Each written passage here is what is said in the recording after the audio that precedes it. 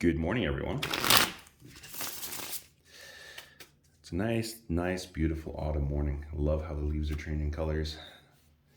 My apologies to you. I was supposed to get another podcast out yesterday, but something happened which changed the podcast from what it was supposed to be to what it is going to be. So keep your eyes open. Try and get that done as soon as possible. But without further ado, here is the tarot of the day. Earth, air, fire, water. Okay. We have the King of Wands inverted in the House of Earth. So the King of Wands is having mastery and dominion over all things that are passionate and that are forward-moving and that are fiery, and it's inverted. So you actually have a position where you can be in control of all emotions that you have right now. The problem is you're not doing that. And so that's kind of permeating through the whole totality of your day-to-day. Don't fly off the handle. Don't pick fights. In swords, we have the High Priestess inverted. Sorry, in air, we have High Priestess inverted. Well, with air, it's all about conflict, communication, those sorts of things. And the High Priestess is inverted, and she is the keeper of all things intuitive and emotional. She is the spiritual guide, I guess, to our crazy life. She's also the divine feminine energy, and it's inverted. So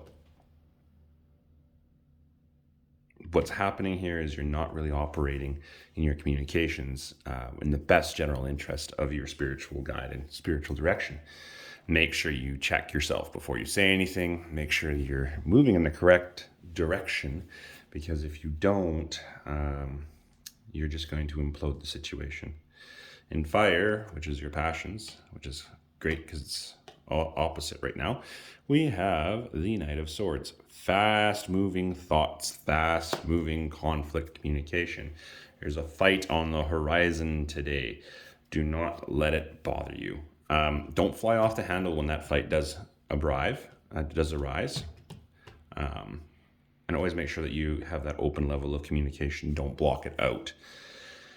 Don't fight passionately for things that aren't passionately needed to be fought for. Choose the battle correctly. And sometimes you have to think of things a little bit less like a knight riding into battle. Think of it a little bit more like a spy. Gather the information that you know and avoid the conflict so you can apply it yourself later. Your total objective with this whole thing is that this Ten of Pentacles sitting over in the water house. Now, the Ten of Pentacles is the completion of all things that are feeding you. If we look at the card, we have the golden retriever symbolizing the guide's growing old, and the guide is loyal. We have grandpa with the little wee baby sharing his inspiration and amazing this child. In this case, it's a witch or a wizard. In the background, we have a beautiful house and a man and a wife. This is the completion of all things nurturing. As we are looking at this, as we take a peek at this, bear that in mind when you start engaging these conflicts and these people who don't have your best general interests in mind. Only ensure that your objectives are clear and that you are working towards them.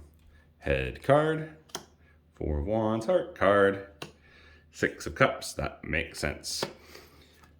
Four of Wands is a celebration of your passions. It's the coming together of people, like a festival or like a wedding almost.